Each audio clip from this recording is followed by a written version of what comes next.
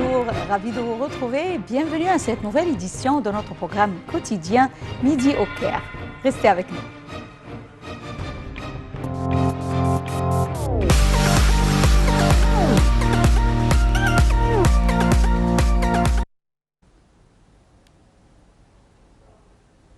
Et commençons l'édition d'aujourd'hui, du jeudi 23 septembre 2021, avec le président Abdel Fattah el-Sisi qui honore aujourd'hui les joueurs et entraîneurs qui ont remporté des médailles lors des Jeux paralympiques de Tokyo 2020. C'est ce qu'a déclaré ce matin le porte-parole de la présidence, l'ambassadeur Bassam Razi.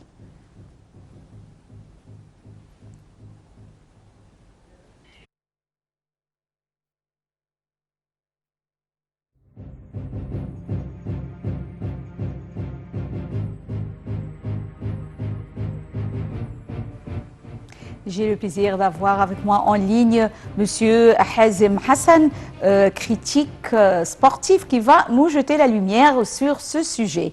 Bonjour Monsieur Hazem Hassan. Bonjour. Bonjour. Tout d'abord, comment avez-vous vu cette annonce faite par l'ambassadeur Bassam Razi?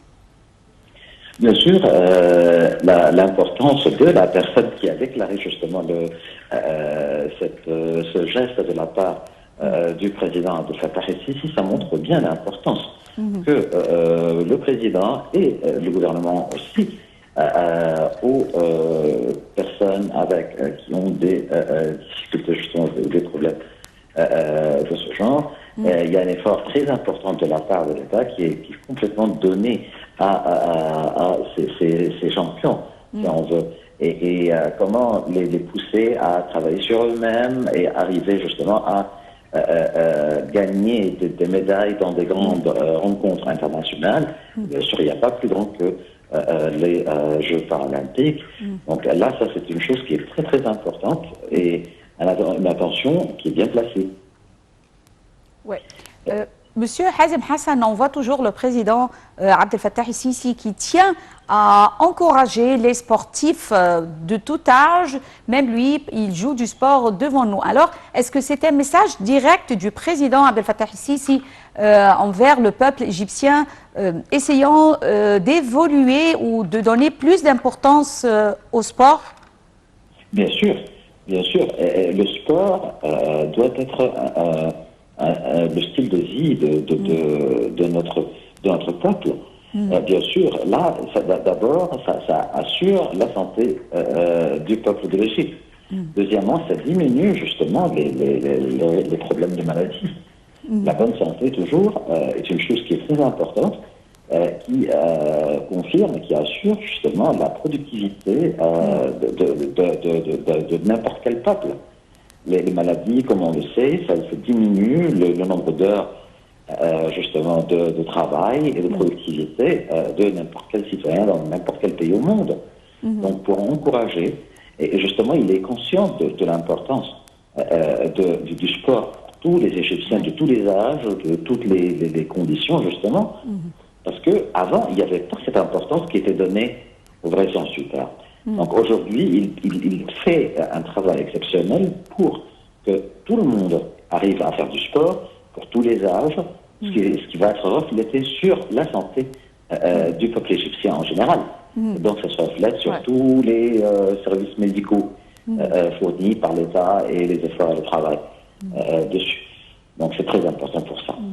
Comment évaluez-vous les clubs sportifs et également les centres d'entraînement de sport qui se trouvent dans tout le pays et même dans les gouvernorats, je peux dire, de nouveaux centres sportifs? Bien sûr, là, c'est surtout pour encourager le peuple égyptien à faire du sport. Comme on le sait, avant, ce n'était pas possible. Les jeunes qui ne sont pas membres dans des clubs importants n'arrivaient pas justement à trouver une place correcte et bien équipée, justement pour pratiquer du sport. Aujourd'hui, on voit que le fait d'ouvrir des centres de sport pour tous les Égyptiens de tous les âges et partout en Égypte, ça va aider justement à encourager les Égyptiens en général à pratiquer le sport et donc atteindre justement un bon niveau au niveau de la santé en général. Non seulement ça, mais ça peut encourager justement les jeunes, les petits-enfants, Oui. à pratiquer du sport. Ça peut les encourager justement à devenir, dans l'avenir, des champions. Monsieur Hazem Hassan, critique sportif, nous vous remercions infiniment pour ces explications. Et passons au chef du gouvernement, Moustapha Madbouli, qui a présidé hier la réunion hebdomadaire du cabinet ministériel. Au début de la réunion, les ministres ont observé une minute de silence à la mémoire de l'ancien ministre de la Défense, le maréchal Mohamed Hussein Tantawi, décédé mardi à l'âge de 85 ans. Madbouli a salué le patriotisme du défunt et le grand rôle qu'il avait joué durant les événements de janvier 2011, soulignant que Tantawi avait déployé ses ultimes efforts en vue de préserver la sécurité du pays. Il a également ajouté que l'ancien ministre de la Défense avait affronté avec sagesse les défis auxquels avait fait face l'Égypte. Le Premier ministre a salué les projets de développement inaugurés mardi par le président Sisi au Sinaï qui reflètent la capacité des compagnies égyptiennes à exécuter les projets dans les délais déjà fixés et selon les standards internationaux. Madbouli a félicité le ministère de l'Habitat et l'autorité des nouvelles agglomérations urbaines pour avoir obtenu le prix du programme des agglomérations résidentielles 2021 de l'ONU. La ministre de la Santé, Hala Zeid, a pour sa part passé en revue les derniers développements de la pandémie du coronavirus.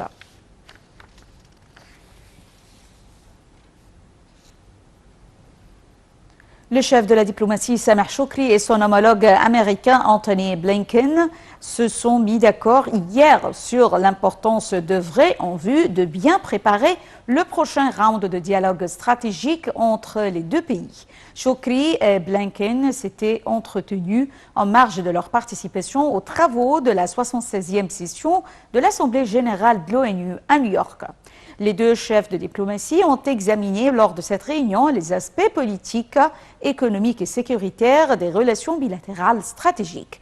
Ils ont en outre examiné nombre de dossiers régionaux et internationaux d'intérêt commun. Shoukry s'est entretenu aussi avec son homologue russe Sergei Lavrov des relations bilatérales et des dossiers régionaux et internationaux d'intérêt commun.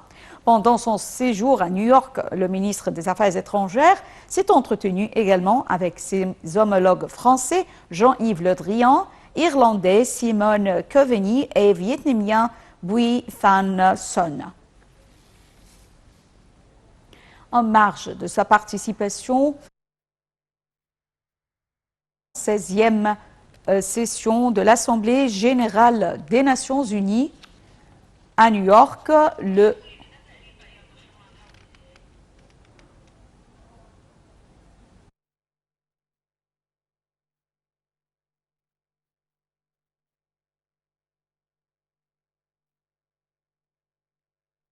En marge de sa participation aux travaux de la 76e session de l'Assemblée générale des Nations unies à New York, le ministre des Affaires étrangères, Sameh Shoukry, a prononcé hier l'allocution de l'Égypte devant la table ronde de la réunion de haut niveau tenue pour commémorer le 20e anniversaire de l'adoption de la déclaration de Durban concernant la lutte contre la discrimination raciale. Perihem Farouk. En dépit des pas positifs entrepris en vue de lutter contre la discrimination raciale, la xénophobie et toute autre forme de racisme, ces phénomènes continuent à apparaître sous plusieurs formes, comme la discrimination ou la haine basée sur la religion, l'ethnie ou la couleur. C'est ce qu'a déclaré hier le chef de la diplomatie Sameh Shoukry en prononçant l'allocution de l'Égypte devant la table ronde de la réunion de haut niveau tenue pour commémorer le 20e anniversaire de l'adoption de la déclaration de Durban concernant la lutte contre la discrimination raciale. Le ministre des Affaires étrangères a ajouté que le phénomène du racisme est étalé en crescendo ces dernières années, ciblant surtout des personnes d'origine africaine, arabe ou musulmane, des migrants et des demandeurs d'asile dans leur pays hôte. Il a dénoncé la poursuite des politiques erronées et des discours politiques qui forment des stéréotypes pour des personnes appartenant à certaines ethnies ou des adeptes de certaines religions et le fait de les lier à certains actes criminels sous prétexte de la liberté d'expression. Le chef de la diplomatie a ajouté que cette politique contredisait les principes de la démocratie, de l'égalité et du respect de l'autre et était contraire aux lois internationales concernant la discrimination raciale. Le ministre des Affaires étrangères a souligné l'importance de prendre des pas décisifs envers la criminalisation du racisme sous toutes ses formes et à entreprendre des mesures décisives en vue de garantir le jugement des auteurs de ces actes.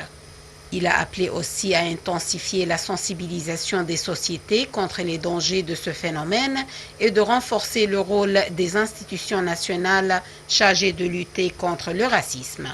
Chokri a mis l'accent sur le besoin de bâtir sur les principes humains conjoints sans se focaliser toujours sur les points de différence et d'imposer ses propres visions et concepts qui ne s'accordent pas avec les cultures religieuses des autres sociétés. Il a conclu son discours en disant que la diversité est une source de richesse pour les sociétés et la communauté internationale en général.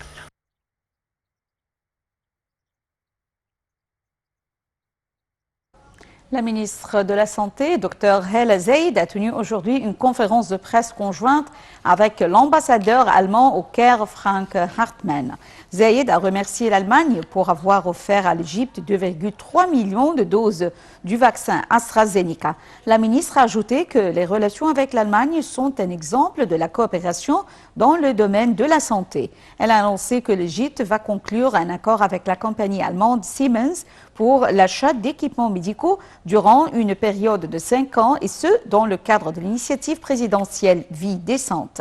L'ambassadeur allemand a de son côté déclaré que son pays soutient les efforts déployés par le gouvernement égyptien en vue de développer le secteur de la santé. Il a ajouté que l'Allemagne soutient aussi l'Égypte dans ses efforts en vue de produire des vaccins contre le coronavirus.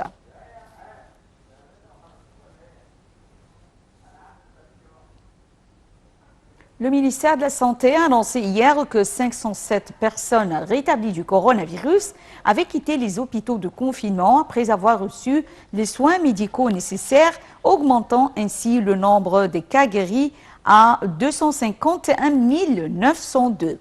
L'adjoint de la ministre de la Santé, Dr Khalid Megahed, a déclaré que 692 nouveaux cas de coronavirus avaient été détectés, ce qui porte le nombre total des personnes contaminées jusqu'à présent à 298 988.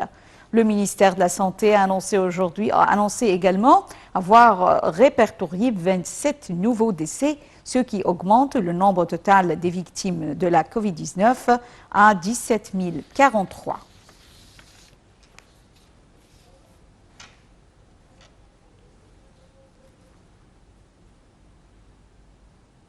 Le ministre du Pétrole, Tarek El Molla, a affirmé la poursuite du soutien total fourni à la compagnie pétrolière nationalement, le GPC, étant l'entreprise publique ayant pu réaliser des taux de production records durant les dernières années avec 74 000 barils équivalents pétrole par jour depuis sa création en 1957. Lors de l'Assemblée générale de l'EGPC pour adopter le bilan de l'exercice 2020-2021, le ministre a remercié les travailleurs pour leur performance distinguée, prônant davantage de mise à jour des opérations de prospection. Pour sa part, le président de l'EGPC, Nabil Abdel-Sad, a étalé les importantes réalisations de la société, dont cette nouvelle exploration super pétrolier dans ces zones de concession, des tests de pétrole de près de 5 300 barils par jour, en sus de 78 forages pétroliers. Le ministre de l'Eau et de l'Irrigation, Mohamed Abdel Ati, a déclaré hier que l'Égypte venait en aide à l'Afrique pour l'intérêt commun. Lors de la session préliminaire des eaux transfrontalières au 5e Forum arabe sur l'eau à Dubaï, le ministre a souligné l'importance de la sécurité hydrique étant l'un des outils de sa réalisation des objectifs de l'ONU pour le développement durable en exploitant toute goutte d'eau à la lumière des défis qu'affronte le secteur de l'eau, ce qui incite l'État égyptien à chercher toujours à maximiser le profit tiré des ressources de l'eau non traditionnelles. Le ministre a également évoqué les efforts visant à poursuivre la coopération régionale face au changement climatique et la gestion des bassins fluviaux internationaux.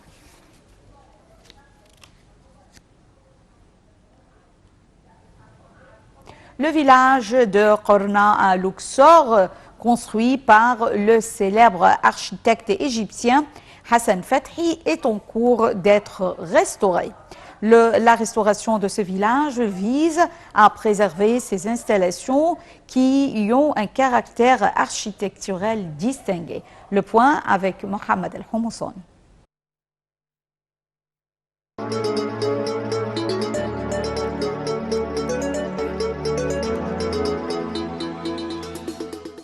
La ministre de la Culture, Dr Inès Abdeldaïm, a inspecté le projet de restauration des bâtiments dans le village de Kourna, notamment le théâtre, le khan et la mosquée. La ministre a écouté les détails du projet du chef de l'autorité nationale de coordination des civilisations et les représentants de la délégation de l'UNESCO au Caire. La ministre de la Culture a déclaré que la restauration des installations d'un caractère architectural distingué à Al-Kourna est une nouvelle réalisation pour la culture égyptienne à l'époque du président Abdel Fattah el-Sisi, d'autant plus que le rêve du pionnier de l'architecte Hassan Fathi est réalisé après plus de 70 ans. Elle a ajouté que le projet est une expérience pionnière pour préserver un important patrimoine culturel et architectural, notant qu'il s'agit d'un modèle remarquable d'architecture qui utilise des matériaux locaux pour assurer sa survie et sa bonne gestion. Elle a souligné que l'idée de préserver le patrimoine architectural et urbain non archéologique à travers des lois et des législations a été adoptée. Dr Inès Abdeldaïm a donné ses directives pour achever rapidement le processus de restauration selon le calendrier établi en vue de l'ouverture de la première phase du projet à la fin de cette année. Elle a précisé l'importance de démarrer rapidement la deuxième phase pour terminer l'ensemble du projet avec les mêmes normes de qualité afin qu'il soit une interface pour le développement du tourisme culturel et environnemental. Elle a également salué les travaux de restauration menés ainsi que le rôle et le soutien de l'UNESCO pour préserver le style architectural et environnemental égyptien du pionnier de l'architecture, ingénieur Hassan Fathi, qui confirme le souci de l'Égypte de préserver son patrimoine architectural unique. Le ministère de la Culture a joué un rôle important en coopérant avec les agences gouvernementales représentées par le gouvernorat de Luxor et le ministère du Tourisme et des Antiquités, ainsi qu'avec les organismes internationaux représentés par l'UNESCO pour attirer l'attention sur l'importance de ce projet. Des efforts sont actuellement en cours pour enregistrer la zone patrimoniale du village dans les zones de valeur exceptionnelle. Le ministère de la Culture prépare un projet d'exploitation des bâtiments pour faire de la zone de Kourna un centre d'activité culturelle de l'ouest du continent.